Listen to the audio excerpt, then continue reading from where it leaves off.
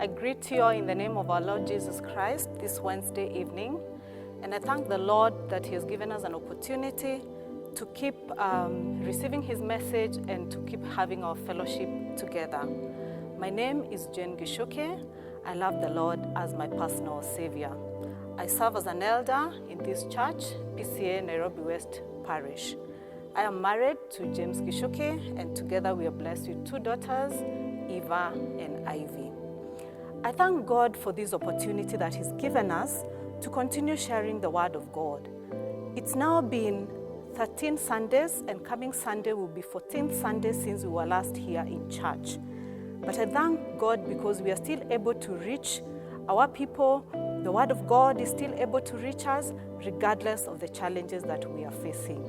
I specifically want to appreciate the team that has been putting this together, the communication team that has worked tirelessly to ensure that the messages reach us. I also thank God for our minister, Reverend Festus Gitonga, for his immense support, that he has ensured that he has given us the support that we need to ensure the Word of God reaches each one of us. And I also want to thank all the members for your immense support. We thank you for your encouragement. We thank you for your suggestions and your feedback. That is what has enabled us to be able to bring these messages to you each and every time. Even when everything stopped in the world, including airspaces, including borders, including businesses, the Word of God has not stopped reaching out to its people. And we therefore thank God for this opportunity that we continue to reach everyone with the Word of God. So let us pray as we get to share the Word. Our Father and our God, we thank you for giving us this opportunity to listen to your Word.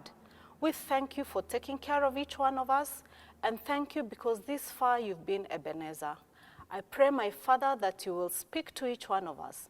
Open our hearts, open our minds, that we will be able to hear what you're about to say to us.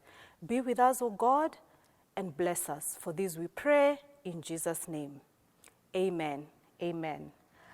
Today, we are going to share the Word of God, and our Bible reading is going to come from the book of Nehemiah, chapter 2, verse 1 to 9. Nehemiah, chapter 2, verse 1 to 9.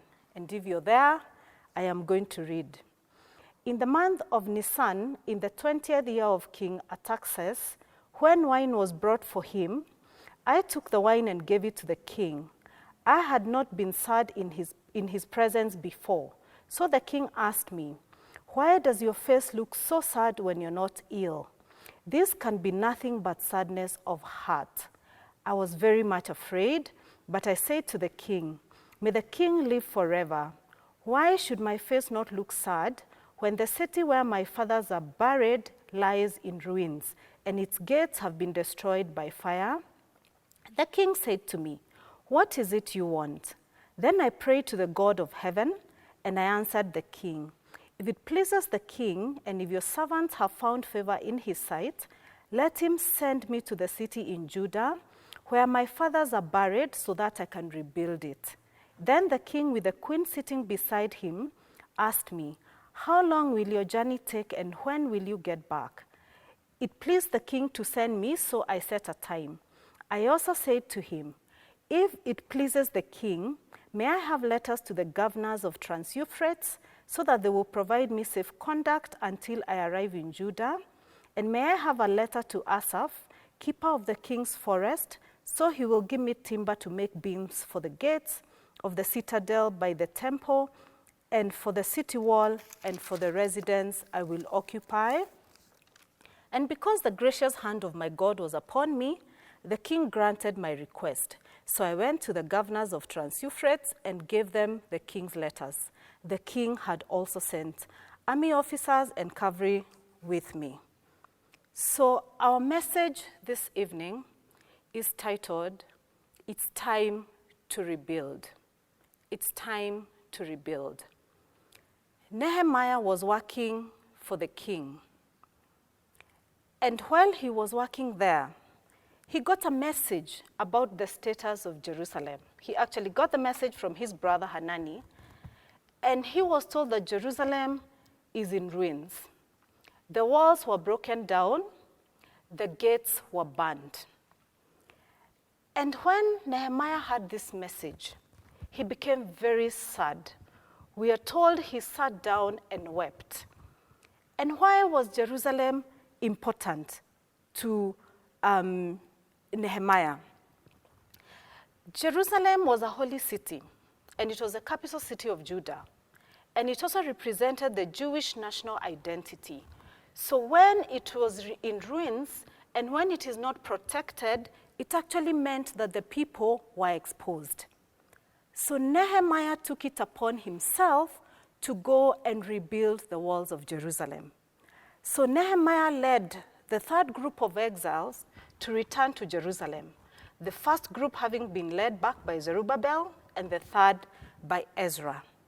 So Nehemiah's immediate action was to get distressed. He was sad and he wept by hearing the status of Jerusalem. Then he took action.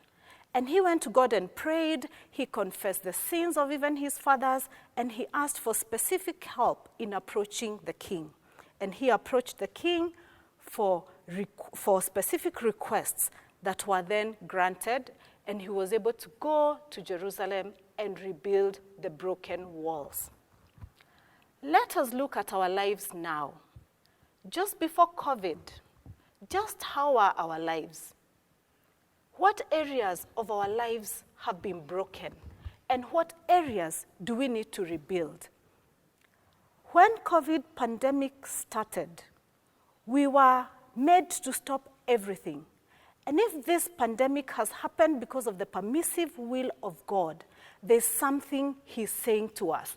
There's something that he wants us to reflect on, and he wants us to listen. So it is time for us to look at the areas in our lives that need to be rebuilt, and we start rebuilding those broken walls. Look at ourselves, the self, the individual. How was your life like before this pandemic? It was helter-skelter for each one of us. We were running up and down. You're waking up at 4 a.m. or 5 a.m., depending on where you live, where you're going to work, where your business is, where your kids go to school. You get ready, you have breakfast in a rush, you get into traffic. By the time you get to where you're going, 8 a.m., you're already tired. Then you spend the day up and about, and again in the evening, you hit the road with the traffic. Another 1 hour, 2 hours to get home. And by the time you get home, you're tired, physically tired, mentally tired. That was our state before COVID-19, that we were all physically tired. Most of us hardly saw our homes in daylight during weekdays. And when the weekend comes, you have a trip up country, you have a function, you have this and that. We were busy people and physically tired. Then COVID-19 came. And what happened? In fact, the first few months, if you remember, we all stayed at home. No movement, things closed. And it was a time to go back and do nothing and stop that life that we were used to. In fact, most of us were very confused. What do you do? We are not familiar with staying at home. So what do we do? And that was a time that God created for us to be able to reflect. In fact, that was unfamiliar to us because we don't consider resting as important. We were up and about. Our lives, I believe, were in ruins. And I can tell you, when you have that level of fatigue and tiredness, we are not able to make decisions. We are not able to think straight. So our lives were very hectic before this COVID-19 came, and we were able to sit and first start reflecting. So this personal and self area of our lives is one of the areas that I believe we need to rebuild. And you can only be able to rebuild if you sit back, re-energize, and start afresh. Remember what happened to Elijah. He had done marvelous things and destroyed the prophets of Baal, and he was tired. And remember when he got the threats from Jezebel that he's going to be killed, what did he do? He became desperate. And he was even telling God, can you kill me now? Take my life now. But the guy was tired. He had done so much, but he forgot what the Lord had done for him. So fatigue has a way of changing our character. And that is what we were doing before we were put to a stop. And all Elijah needed was a piece of cake and some water to re-energize, because he had a long way ahead of him. And I believe this is what God is saying to us, that please sit back, re-energize. Elijah had 40 days and 40 nights of days ahead of him, and God was preparing him for what was ahead. So I believe God is preparing us for what is ahead, but we cannot be prepared to rebuild our lives if we are going with the pace that we were going with before COVID. And therefore, I believe God is speaking to us to be able to rebuild the self so that we're able to be productive to other people. Secondly, what was the status of our families and the relationships within our families? Had we just become strangers within families? How did we relate with each other in the families? Were we just transactional? That if you're talking as a family is because school fees needs to be paid, this needs to be done, this needs to be done. What was that status? You know, did the father become a stranger to his children? Did the children become strangers to their parents? Did the mother become a stranger to her children? I believe God is giving us an opportunity to rebuild our relationships. God is giving us an opportunity to connect with our families. And we better take this time that God has told all of us to slow down. The children are at home, from our youth who are in the universities to those who are in high school, to primary school, and to the small ones. May we have time to reconnect with our families. Remember when Nehemiah went to rebuild the walls of Jerusalem, he used families. You remember allocating, and he was very specific. He's allocating who's going to build the fish gate, the dung gate, fountain gate. It was son of so-and-so, son of so-and-so. He was using families to be able to rebuild the walls of Jerusalem. So I believe that God is speaking to us and saying we need to rebuild our families. What about our friendships? What was happening before this COVID-19 came to put us to a stop? Have we been in friendships that really add value to us? Have we been in friendships that build us? And have we also been friends who build those that we consider our friends? Or have our friendships been opportunistic? Because I am a friend because I need this kind of help from you. I am a friend because I need this kind of help from the other person. Have they been relationships that have added value to us? Have they been friendships that build us as a person, our spiritual lives? Have they encouraged us? I don't know what kind of friendships we've had. And it is very important to have friendships that are quality, that add value. Probably most of us were in friendships that drain you. But you can't back out. You don't want to say, you don't think you're getting value from this friendship. It's probably time to reflect and think, wow, do I really need these friendships? Is it friends because they're benefiting from you? Or is it because they're adding value to each one of us? And if you have friendships that make you so guarded, you're with your friends, but there are things you can't say. You're thinking, this is my friend, but I'm going to say this, but I won't say this. I can't say this, I will say this. Then you need to reflect on those types of friendships. And a friend said to me, perhaps that's why we have so many unspoken prayers, because you don't want to open what it is. Right now, it's tough times.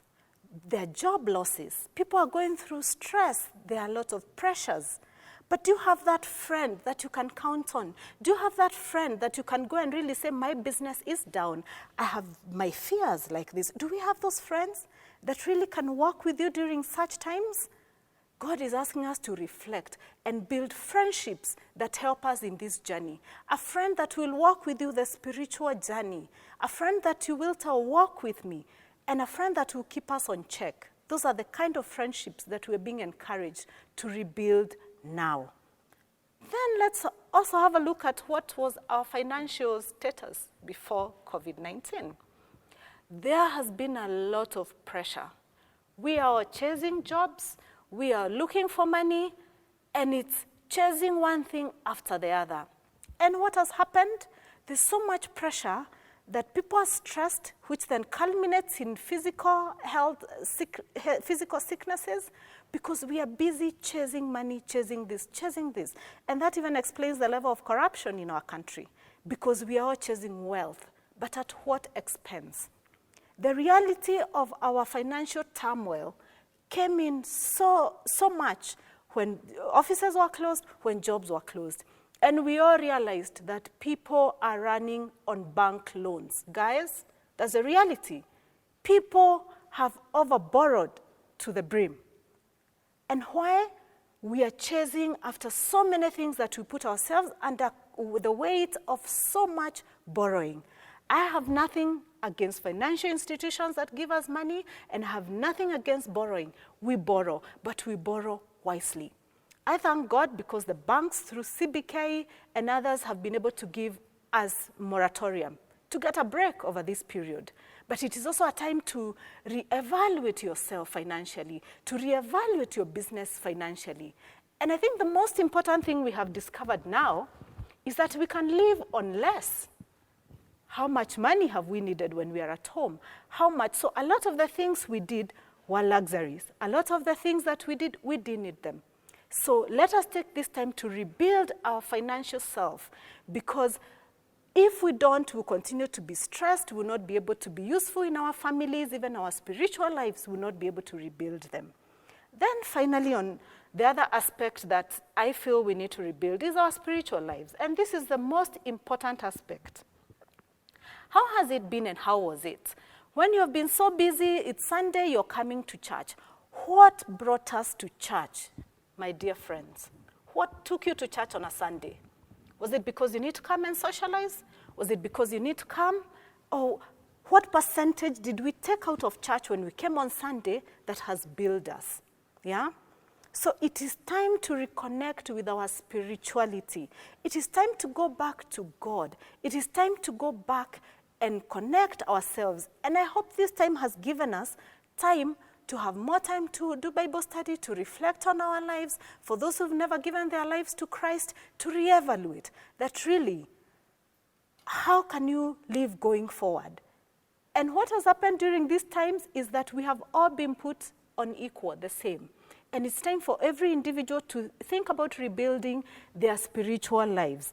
And we can all do that. We can rebuild the aspects that we need to rebuild in our lives. Nehemiah was a layman. He was not a priest, he was not a prophet. And therefore, you do not need special skills to rebuild your spiritual life. You do not need special skills to rebuild whatever aspect of your life that is in ruins. We are all capable of rebuilding ourselves and our lives.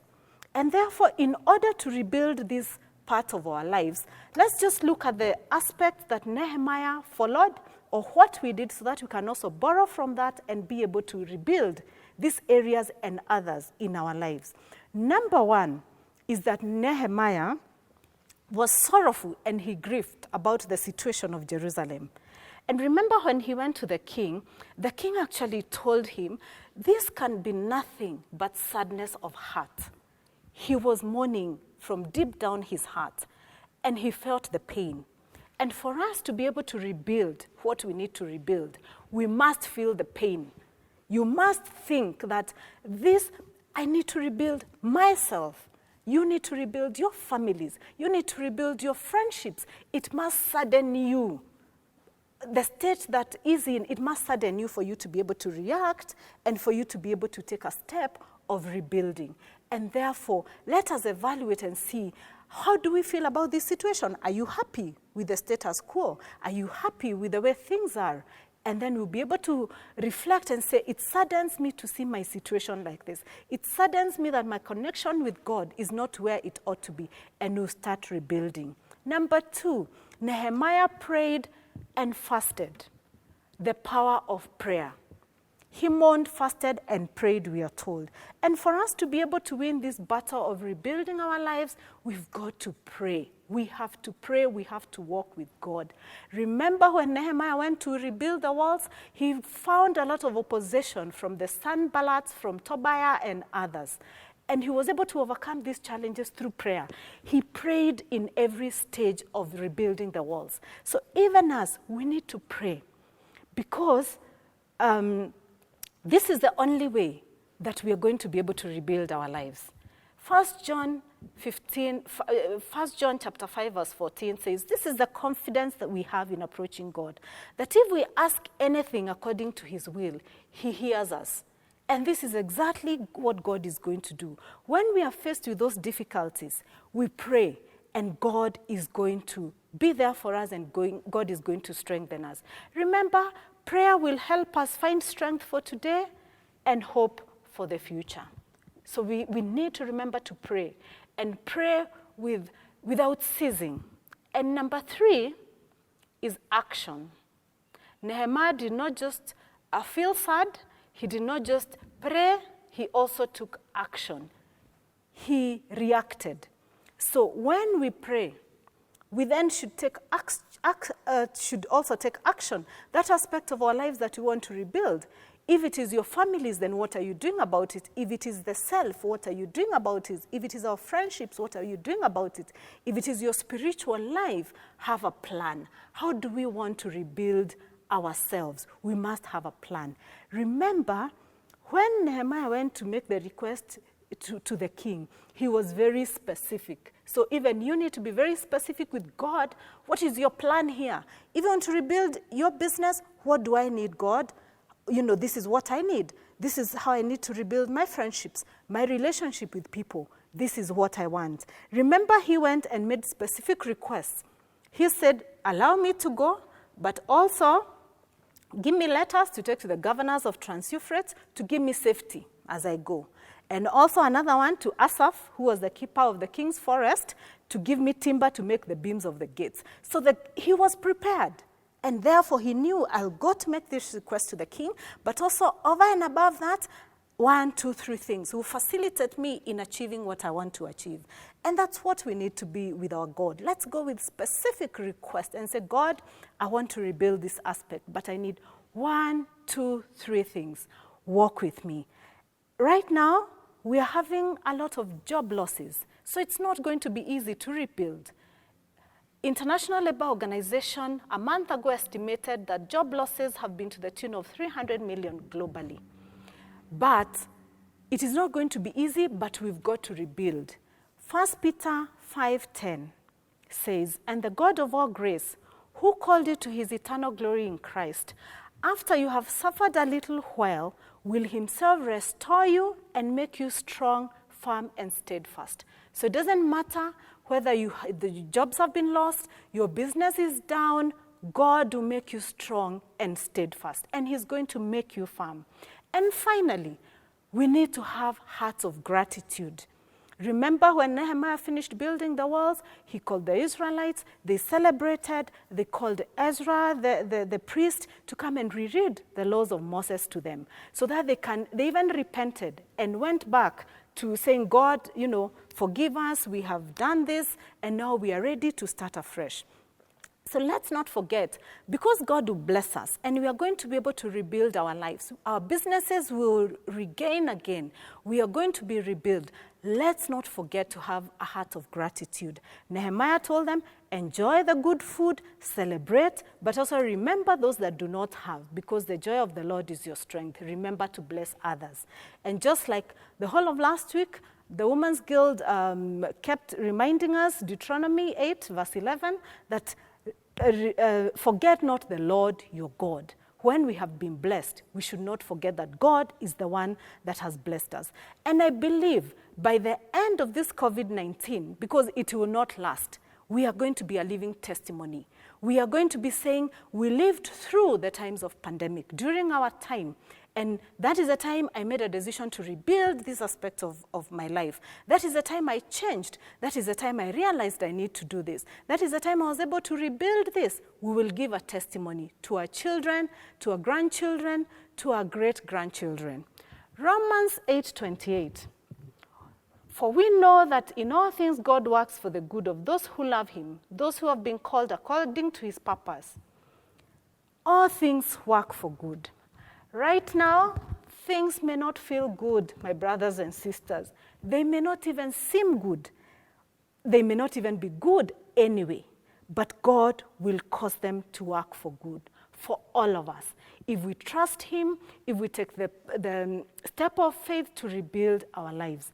And remember, it's not easy, but God knows us by our names. He knows our thoughts.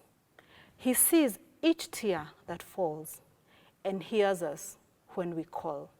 So may God bless us. May God walk with us as we walk through this journey of rebuilding our lives, of connecting with him, so that we will be a living testimony that during this time, it worked for our good. May God bless us as we continue to rely on God and to call upon him to see us through in this journey. Let us pray. Our Father and our God, we thank you for speaking to us.